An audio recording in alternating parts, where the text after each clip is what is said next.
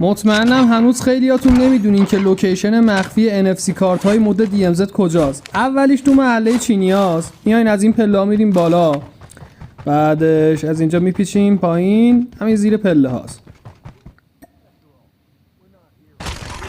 دومیه وسط مپ بالای هتل، اینجا این درشه، NFCش هم متیکه، لوت خوبی داره.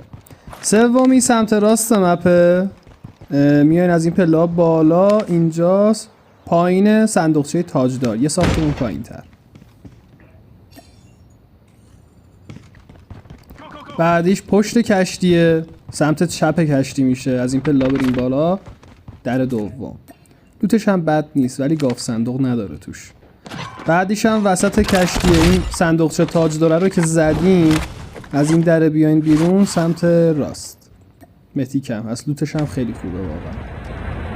بعدی پایین تر از کشتیه، ترن استیشن، برخلاف اسمش که بعد جای دیگه بود، اینجاست.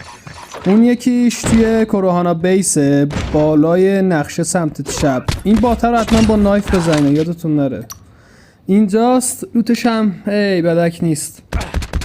بعدی میره دیفنتری، حالا نمیدونم درست تلفظ میکنم یا نه، کنار همین دکل UAVه، جاش خیلی راحته. بعدی زیر اکسترکت ایستگاه قطاره، اینجاست، یه خونه یه پرته کلا تقریبا.